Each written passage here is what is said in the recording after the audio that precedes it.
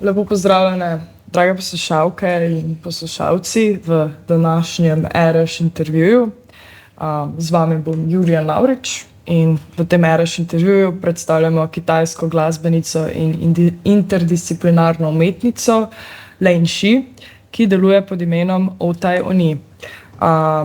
Ona se bo predstavila na Level Up serialki, ki se bo odvijala že 38-tič, nocoj ob 8 v Channel Zeru, jo lahko slišite skupaj s Joe. Okay, hi Lane Shii and welcome to Ljubljana. Thank you. Is it your first time here and how do you like it? Yes, I like the venue so far and like the people that I interact with,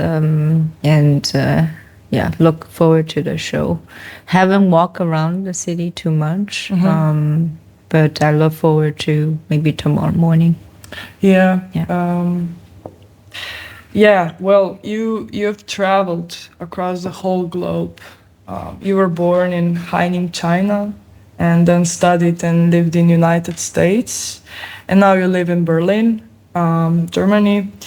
And I am someone who has lived at one place my whole life, and I wonder, how does it feel like to move around to such far locations? Like, is it scary? Is it exciting? How do you see it? Yeah, it's pretty exciting, and for me, it's always nice to actually visit a place and interact with the people, rather than hear news or stories from other people about one place. And from that perspective, I always appreciate the chances to go somewhere myself. And I think sort of having kind of a lone wolf thing, I like going to places myself, just alone, so I can fully feel the place, fully drain myself in a place where I can just think with my knowledge without any, well, more or less without the influences of others around me. Yeah, I've done some traveling in bigger groups, and the shittiest thing about like traveling in bigger groups, like we're talking 5+ people, it's like all the organizing and coordinating and communicating with each other, and it's just so sometimes being alone is just like the best. Yeah. Being alone. So I want to ask you, how do you find working and living as a musician in the States compared now to Europe? What would you say the main differences are? The main differences, I think there's more,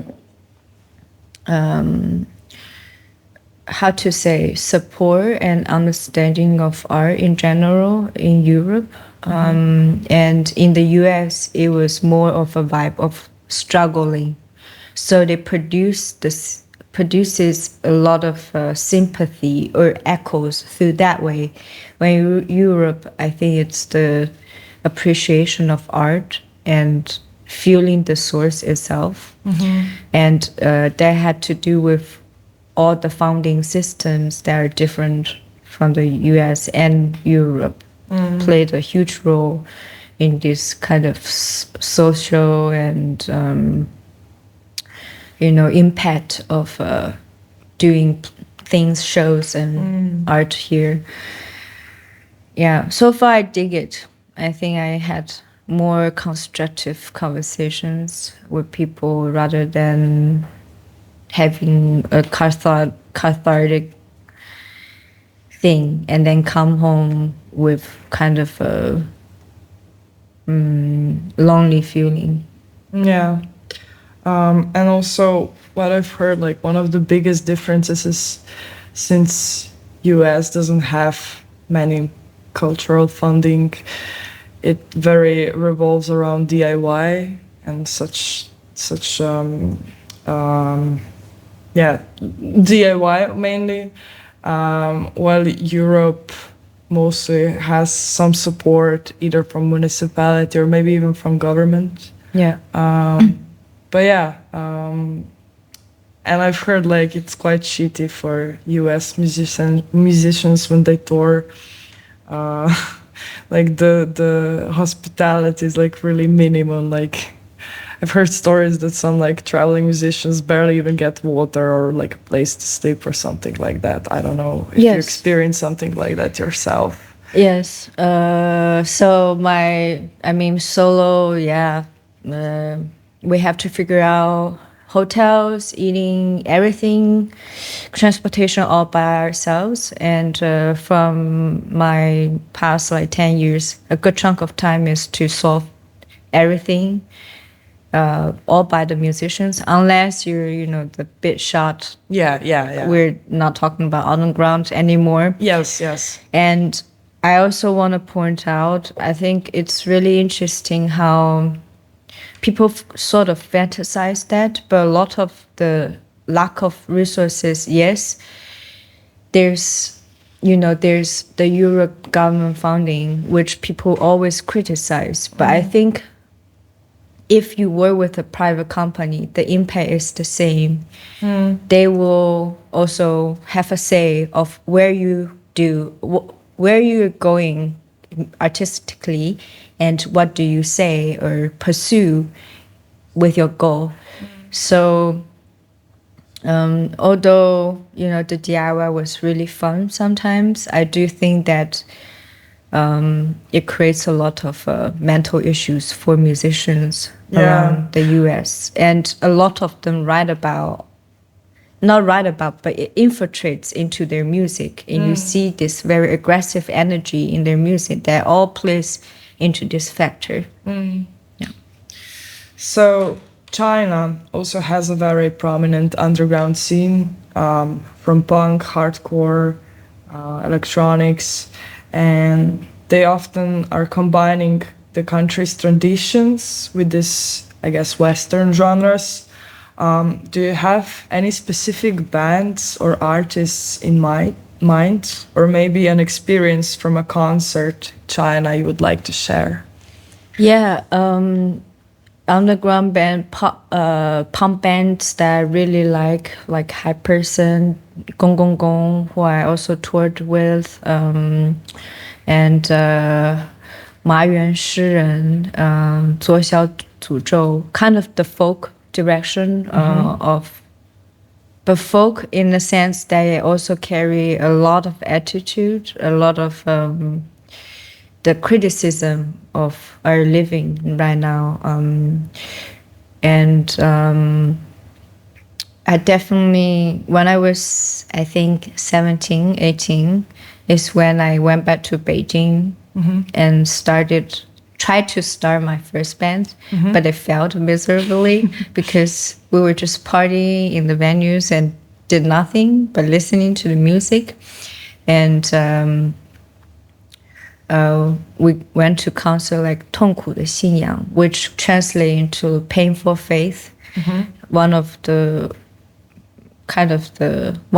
oldest metal, and right now turns to kind of pop metal band in China. And I highly recommend everybody check out the Chinese scene right now because it's not saturated, it's not known by the I barely know anything about the Chinese scene because it's like so hidden. Please do send me some bands There's later. a whole playlist on Spotify. Sorry everybody who doesn't have Spotify yet, fast up Spotify for sure. But I have a whole playlist called Chinese Fuck and Roll. Nice. And I would like to share with everybody, just some of the collections I had. Sick. Okay. Onto your music, the project Otayonii. Congrats on releasing your 4th LP, True Faith Ain't Blind. I find it really beautiful. This time you've decided to take more of an acoustic approach, minimal, like piano and your voice. Why is that so? Yes. So this album is very special to me. Yeah, everybody say albums is special to them. But this one marked the kind of the transportation of myself from one environment to another. Because I moved from the US to Europe, and it's the first album I recorded in Berlin. Oh, okay. And there's a lot of emotions I had accumulated in my heart when living in the US, and I just had nowhere to really say it out loud. So this album is a chance for me to say to the crowd, everybody, that I want to go back to first, if I'm definitely my mind boggling in a place new, maybe a bit lost, what should I do? I should go back to the resources of my original love. And I started with piano. I started with my voice, just singing regularly. So I do that. And it let me out of kind of a really dark period of my time. And people, for me, it's acoustic, but it's like a dancing, certainly, for my fingers. And it's definitely going back to my original form, which is kind of a troubadour thing. The only thing is I can install some wheels with the piano. That would be perfect. Then I can just scooter on and then sing everywhere. And travel around the world and just sing. Yeah. So yeah, for those of you who haven't heard the album, you should check it out. It's very beautiful, very intense vocals. Definitely recommend it. On that note, I would like to ask you, what are some of your current inspirations behind your work, whether it's like art, film, books, or bands, artists? Yeah. I definitely love a lot of films. One of my biggest inspirations, and I dig a lot of filmmakers that, for example, Jodorowsky, who, my favorite thing of him, of course, Holy Mountain, whatever, Santa Sangre, El Topo, but I like Doom a lot. The Doom that had never been produced. Everybody should dig it out. There's a documentary about it, why it's not produced. But that little book of illustration is kind of a book for a lot of people, kind of inspiration for them secretly. And for me, that's an imagination that opens a lot of doors, and things like that really inspire me. The secrecy, the kind of chasticity of people that being constrained and being limited in a certain environment, but there's no limit, and and they're constantly breaking through it, and the energy of breaking through it produce such beautiful thing. And even though they're hidden, even though they never exist in most people's mind, even though they never have seen the light of being born, they will always be there in the outer and give inspirations to others to continue dreaming together. Wow, nice. I was also very excited to hear a rendition of the song Intention and Emotion again, that first appeared on your album Ming Ming. Because to me, this is one of the most beautiful compositions I've heard. Well, maybe I'm biased because I really like minimal, slow, repetitive songs in minor scales. But yeah, that song is incredible. Your voice is incredible, and I love the newly released version. Do you maybe have some story behind that song? I would like to know that. Yeah. Intentions, emotions, that's kind of my experiment in sonic exploration of body and mind being synchronized together.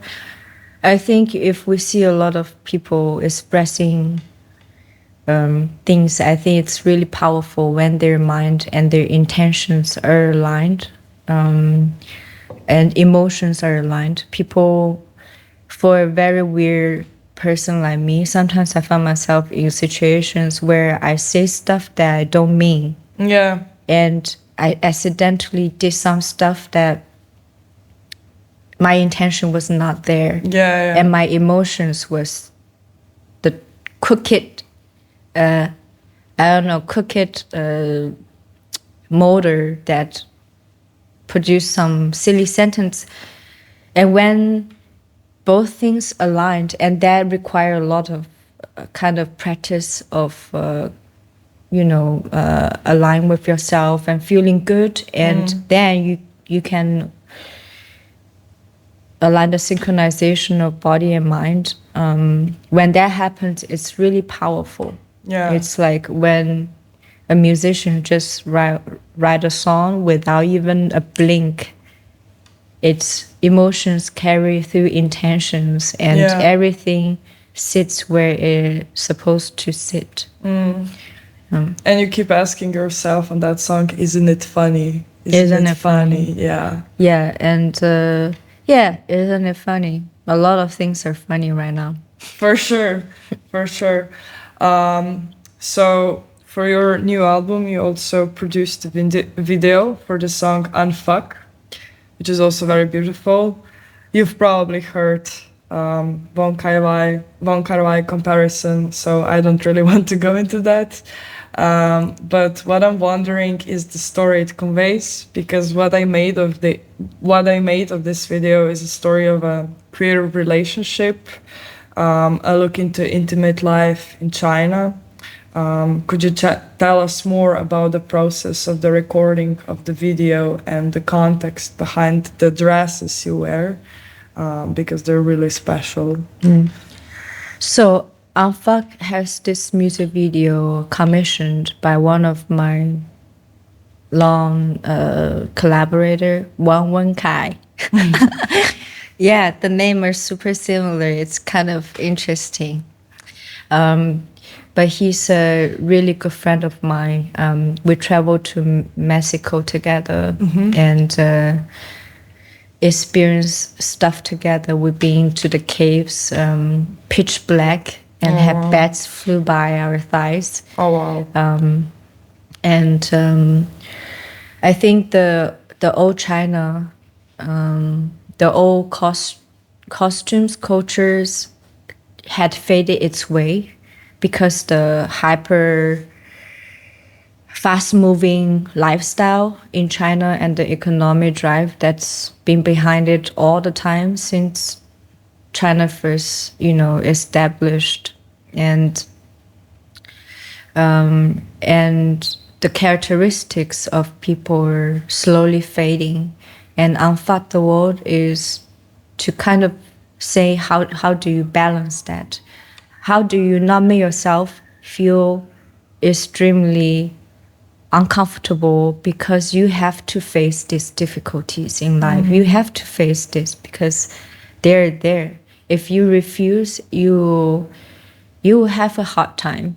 Yeah. But how do you remain what you want to do in those times? And so I had this pair of lover or friends, whatever you want to call it, as this constant paradox. And how they deal with each other, how there's hurting, there's difficulties that you cannot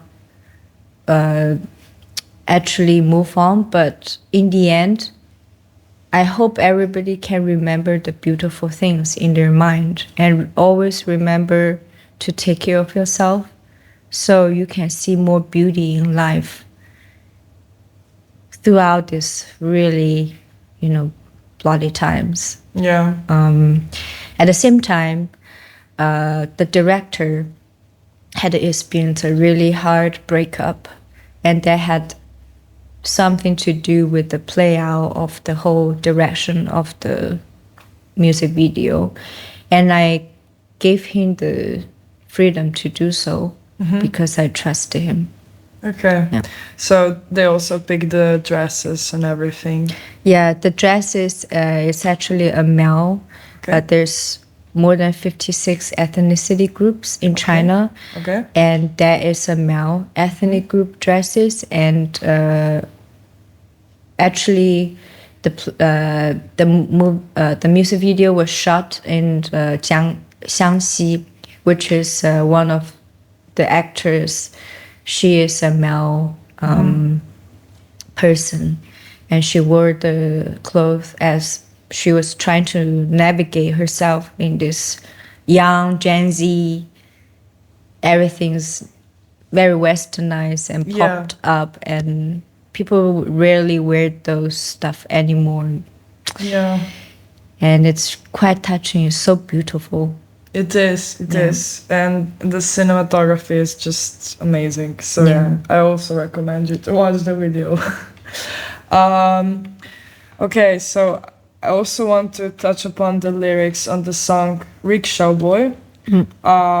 I'm personally coming from a fairly traumatizing event that happened to me at the end of September, and I found solace in the lyrics, especially the no matter how it rumbles, I keep my head up so I could go home. And then in the end you say, you keep repeating, to keep on dreaming is to keep on living, is to keep on living, is to keep on loving. And yeah, I also wanted to know, how did you came up with those lyrics? Well, first of all, I'm happy, you're here and we're chatting, and yeah. And Rickshaw Boy, if you search Rickshaw Boy on the Google, you see a man carrying a big cart, and usually people riding on this big cart and the people dragging it. It's an old transportation.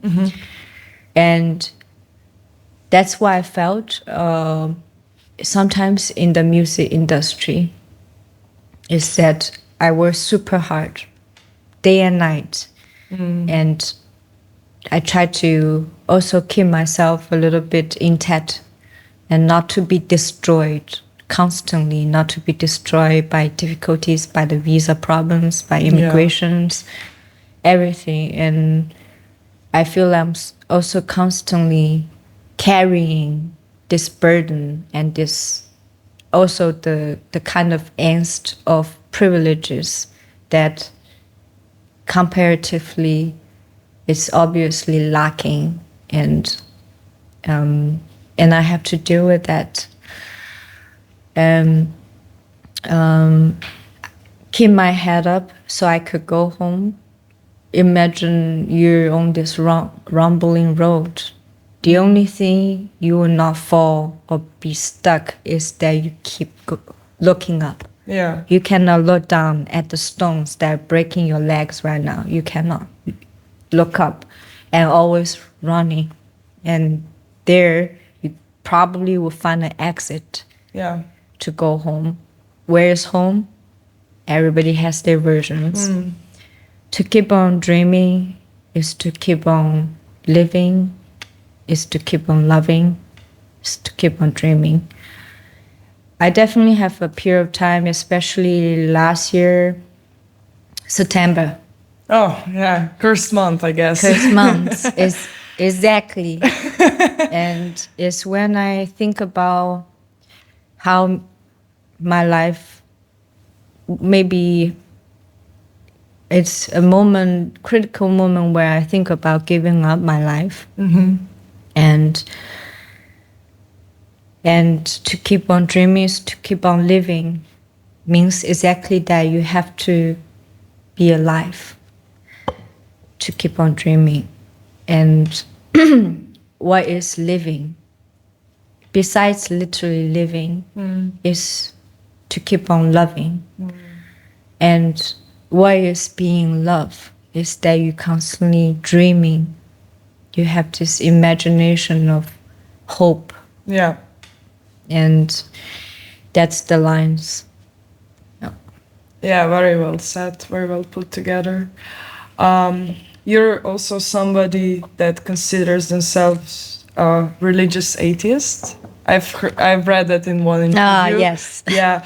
And you also touch upon rituals on your previous album. You have sung Ritual Wear. Do you have any specific rituals before you perform? Special rituals before I perform.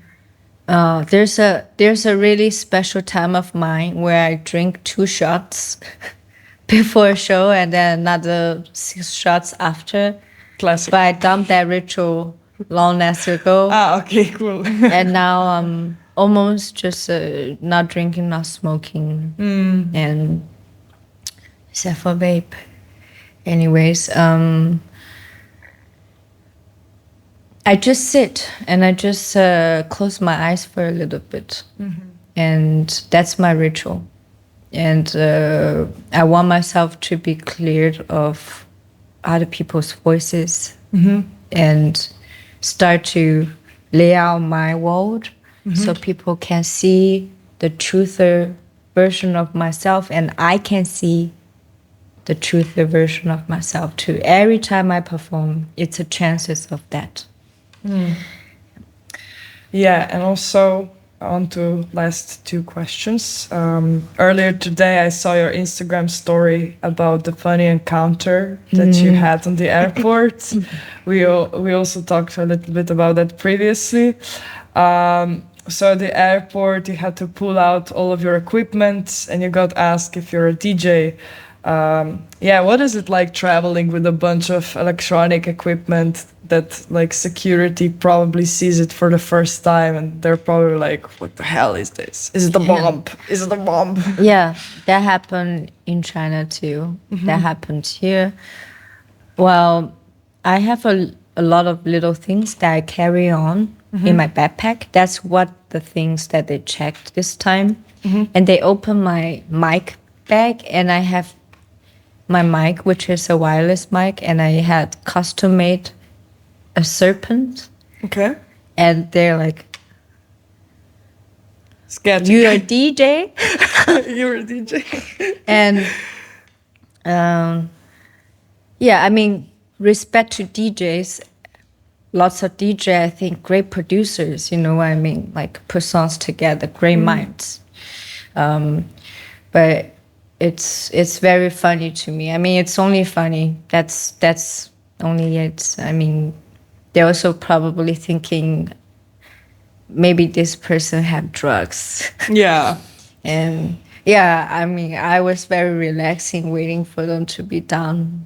And I didn't expect them asking me if I'm DJ. I'm like, okay, are you curious? It's a bit paragraphs. So I say, yeah, I'm DJ. You can say that if you... Of course, so easy way.